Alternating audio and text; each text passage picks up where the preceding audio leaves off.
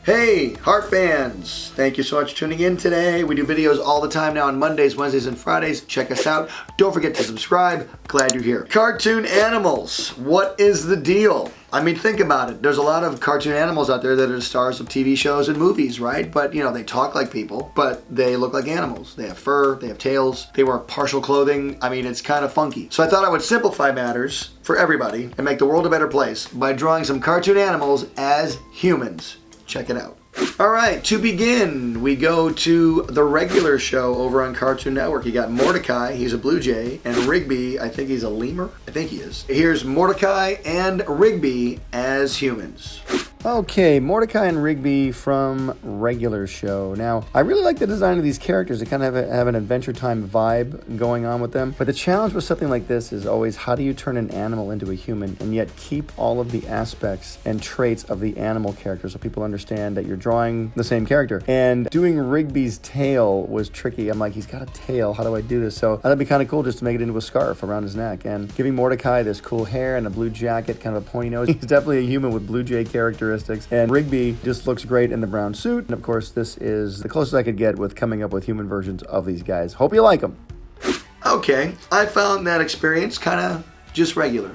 All right, now let's stay at Cartoon Network and do another one of their shows starring three bears. We Bare Bears. Here we go. Okay, We Bare Bears. I gotta admit, I've really never watched this show, but I know a lot of people really enjoy it. But the challenge again is, how do you take those animal characteristics and turn them into human characteristics without losing the essence of the character? And for this, I just took Ice Bear, made him into a guy in snow clothing. Grizzly Bear, I kept him in the kind of chocolatey brown colors. And Panda Bear was a lot of fun, making him into like a goth kid with black and white clothing and the little black headphones for ears. But I really think that this came across pretty good. I mean, you could definitely see the characters there. I wonder what the show would be like if they were humans. Here they are, We Bare Bears. All right, now it's time to do some characters that have been around for millennia, or at least about 80 years. Some classics, you know them, you love them, you see them, you probably got tons of toys of them. Empires have been built upon them. I'm talking about, of course, Mickey Mouse, Donald, and Goofy as humans. I know this was a real challenge, taking these iconic Disney characters, Mickey, Donald, and Goofy, and making them into people. These are such recognizable characters, and making them into humans was such a challenge. But again, keeping their Disney animal aspects and translating them into human aspects was like, what kind of hair do you give Mickey? Because Mickey has two big round ears on his head. So iconic. I can't put those on his head as a human. I've got to give him some kind of big recognizable hairdo, I thought. And Donald has to have a big kind of a duck mouth, orange shoes, and the sailor suit. And Goofy, what kind of a guy would he be? His ears hang down. I'm thinking, let's just give him some long hair, maybe some dreadlocks to make him look like he's got the goofy ears, you know? He'd have the big buck teeth, the same clothing. It's really a lot of fun to take these characters and make them into humans. I had a lot of fun. I hope it comes across well. So this is Mickey Man, Donald Dude, and Goofy in human form. Yeah, that's right. Mickey Mouse will become Mickey Man. I don't think that would be as appealing to kids. I don't know, Mickey Man, Donald Dude. I don't know if that would be as appealing. Hanna-Barbera cartoons were some of the cartoons that inspired me the most when I was a kid. In fact, a lot of my drawing style derives from watching Hanna-Barbera cartoons, and I just love them. There's so many great ones that I used to love, and this one I particularly loved as a kid. And here he is now as a human, Scooby-Doo. All right, now Scooby-Doo as a human. This was a tricky one. He's a great dog with a big nose and a long tail, and just how do you make this guy look like a human? So I thought, just make him a big, kind of a goofy guy, put the Scooby dog chain on his shirt, give him some blue like his collar around his neck, give him a hat, a brown outfit, and here you go, Ruby Roo as a human. I think I can even do the Scooby laugh. Yee, Raggy. Yeah, I think we'd probably call him Scooby Dude if he was a guy. Probably. That's a good name. So you have Donald Dude from Disney, Scooby Dude, a whole cartoon of dudes. Let's do that. You want to see that? Leave a comment in the comment section below. All right, next up, going back over to Cartoon Network. We're going back over the hill to Cartoon Network. When I say over the hill, because it's in Hollywood, it's over a hill, and you drive over. Anyway, from Hanna-Barbera, there you go. All right, so we're doing a villain from the Powerpuff Girls. He's a monkey. He wears a weird hat. His name is Mojo Jojo as a human. Check it out.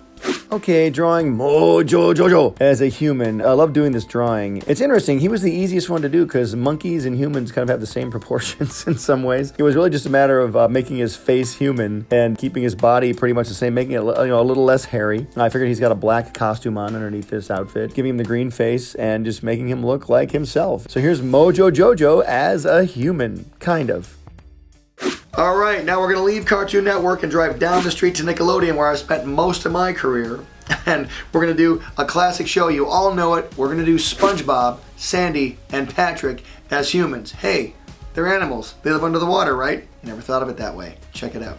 Okay, now SpongeBob, Patrick, and Sandy. Now these are very iconic characters, obviously, but they don't really have human proportions at all. And just turning them into humans, I decided just to stick with their regular shapes and keeping SpongeBob in a square shape, but giving it some human hair and some human ears. He's kind of just a funny looking human, and Patrick's got kind of a star shape, just kind of a bald guy with swim trunks on. And Sandy's just a girl in an underwater outfit. And it occurred to me, they've all got to wear underwater outfits now, because since they're all human, they all can't breathe underwater, so they'd all have to have, diving apparatus on. And so I'm trying to keep as much of SpongeBob's costume and Sandy's costume as possible. Patrick's costume is obviously very simple, but keeping that SpongeBob style and just turning them into humans. This was really a lot of fun. So here's SpongeBob, Patrick, and Sandy as humans. I'm ready.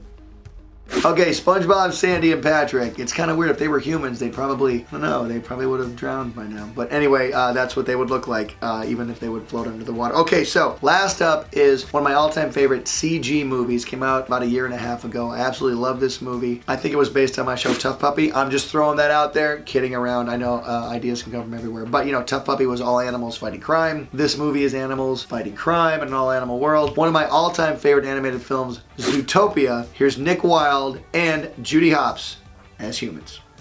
Okay, Nick Wilde and Judy Hopps from Zootopia. Now, drawing Nick Wilde as a human makes him look a lot like Jason Bateman, the guy who voiced him in the movie. And you know what? I get told all the time that I look like and sound like Jason Bateman. What do you guys think? Do you think I do? Leave a comment in the comment section below. And here's Judy Hopps. And how do you make a human being look like a rabbit? I thought, you know what? Let's just give her 2 big ponytails that stick up over the top of her head. Voila! Human rabbit. It'd be kind of fun to see these guys animated. I don't think it'd be as fun as their animal selves in Zootopia. I love Zootopia, by the way, one of my favorite films. And so here you go, Nick Wilde and Judy Hopps as people from Zootopia.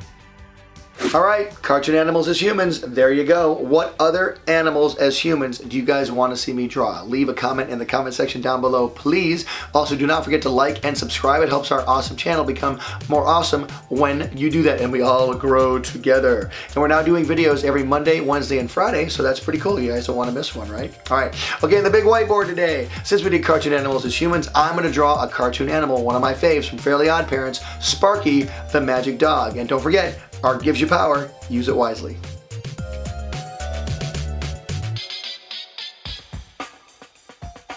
Hey Heart fans, subscribe here to keep up with me, Danny, Timmy, Dudley, Bunsen, and the NOOG Network, my new app full of cartoons, shows, and games. Download it here. Click over here to watch my most recent video, and here to start a playlist related to this video. Whoa, check out that awesome fan art. To be featured here, use hashtag HeartFanArt and tag me. I'm on every social media platform known to man. Cartoon Butch out. Pencil drop.